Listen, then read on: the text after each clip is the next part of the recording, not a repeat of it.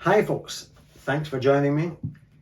The subject of tonight really is a guitar player's touch, and Les Pauls are heavy, specifically my touch and how I developed it. Hopefully there's some things and ideas you can take away, but as I looked at touch, it's a much bigger subject than I realised, involving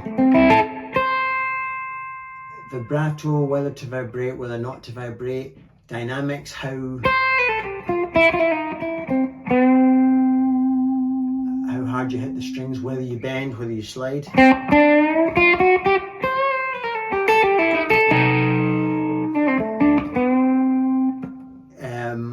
So much goes into it.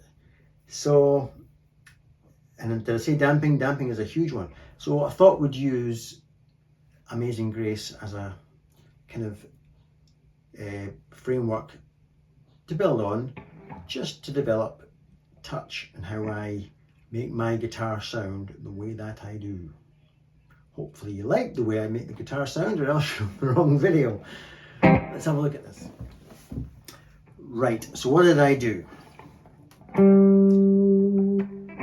See, I think what it is, everything's got love. Every single note that comes off this guitar has been loved and nurtured. And I watch a lot of guitar players who seem to neglect their notes, and I listen to them and think, that's sloppy, take care of every note. Now, that's not the person's fault, maybe they're just new at this, but some of them are not. Some of them are huge YouTubers with many more thousands of subscribers than mine, and I look at them and think, that's sloppy, man. You're rushing, you're trying to do licks that you cannot do. Stop it now. And conversely, there's players who don't particularly have a great technique. They just sound wonderful because the way they touch the guitar. So even that, there's nothing random about the way I touch a note. And I'm kind of monitoring it constantly. I don't just set it free, I go with it like I'm its parent. Are you okay there? Are you still okay? Do you want to be stopped on the bit? I'll stop you now. Like I'm really thinking about it when I play it. So, and of course how hard I hit. If I blast it, then that's going to clip the mic and blah blah blah. But not only that, I think if you want a note to bloom and have power, you don't want to overstrike it. Lovely gentle vibrato on both notes. That's a classic I'm going to say a classic me, but nothing's really a classic me because I've pinched everything off everybody. But see how it comes to life. I've got no vibrato here. I think I had tremolo vibrato on the thing, but here it's just me. There's a nice one. I slid into a C7 because we all know that that's what the chords do. It goes from C to C7. So, and just a slow vibrato. Sometimes you want a fast, furious vibrato, but now that I think sounds lovely. But that's difficult. I'm working very hard on that phrase. I'm actually tense inside working that hard. It's quite an easy phrase, but the potential for something to go wrong is huge. I need that and that to ring together. But look, now that's louder than that, so that's no good. That sucks. But if I get it right, that's nice. See how it rings? It's still ringing. I'm its parent. I love them. That's lovely. But it could easily have gone wrong for me and one note be louder than the other, or the flesh from one finger to kill off the other. That's why I take 36 takes per song on the video. Oh, see, that's it. Fucked. Cancel the video. Let's all go home. That's how it... That's lovely. And then sort of Hendrixian type thing. But how I hit it, how hard I hit it is hugely important because it will clip the mic or...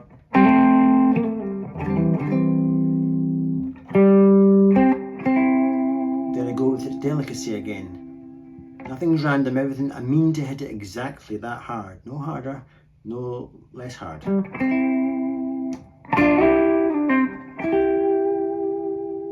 See my face, I'm constantly listening to how these notes are performing once they've escaped from the speaker.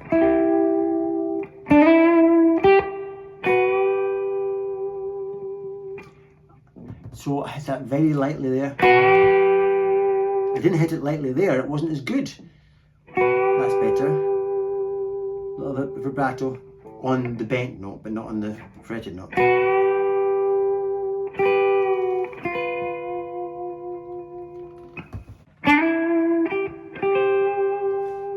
Both notes vibrated there.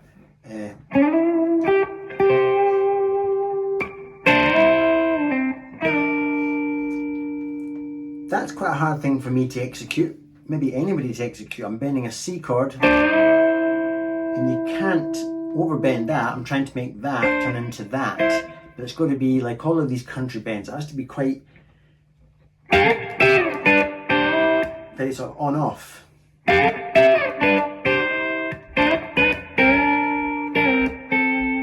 So very on off in my attack there. Back to that. For dynamic. And then to resolve the phrase or the verse, 2 notes from the same chord vibrated. Then turn around. Then just for dynamics, a different position on the guitar now. That very well. Both vibrated. Now do that a lot. Just one note vibrated. I don't know if it's intentional, maybe I don't want both of them. I've got the ability to, maybe it's more subtle in the moment to just do one. You'll see me do just one string vibrato a lot in my videos. I like that. I'm trying to get as many notes in that F7 to ring out.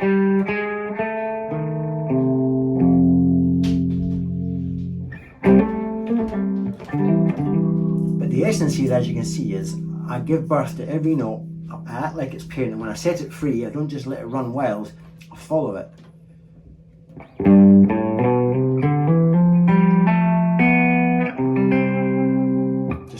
Way of getting to from the turnaround back to the 1 chord again.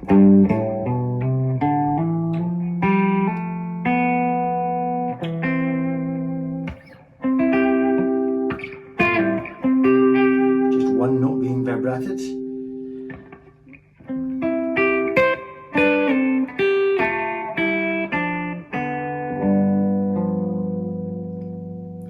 The essence is I'm being really careful with everything.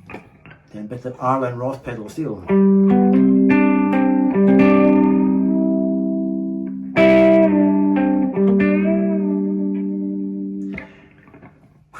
Not easy to pull that one off. Again, the pitching has to be wonderful. You can't even be going. Has to be on it. You have to be.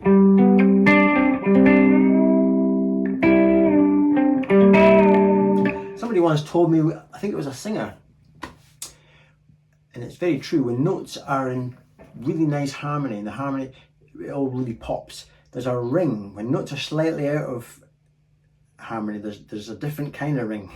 But when notes join in the Everly Brothers, if you listen to or any amazing harmony band, the Eagles, whatever, there's a beautiful ring when harmonies just match up. And so it has to ring. Like that.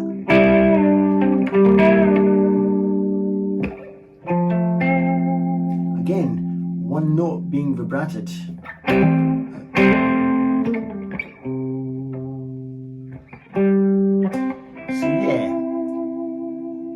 The damping is huge. That's another thing. Let's just quickly talk about the damping. Look at that. This thumb of mine seems to be resting on the D string because that's not allowed to be played. These two fingers, my pinky and ring, seem to be damping the thin E string. So that they're not allowed to ring.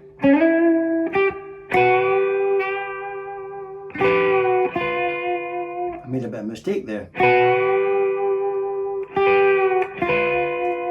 Now my thumb seems to be resting on the G string because I don't want that to ring. So my thumb is it's like an obedient dog. Look at it, it's just constantly doing stuff to kill off any unwanted notes. Look at it now, resting on that D string.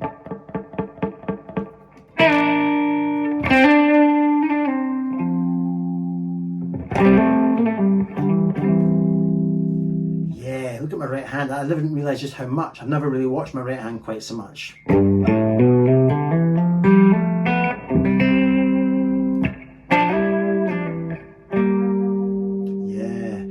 and it's also the flesh sometimes of my fingers. I once watched Robin Ford talk about damping, and he, just like me, he's running out of words. He says, do it with it. He says, I don't care how you do it, but do it. Just do it. Just do it. And he almost got excited about it. Do it. Just don't let these notes that you don't want ring out. And maybe his OCD is what makes him great, I don't know. But there you go.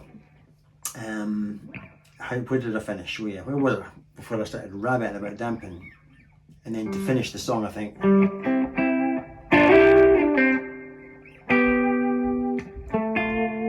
That's nice. This double note vibrato kind of thing.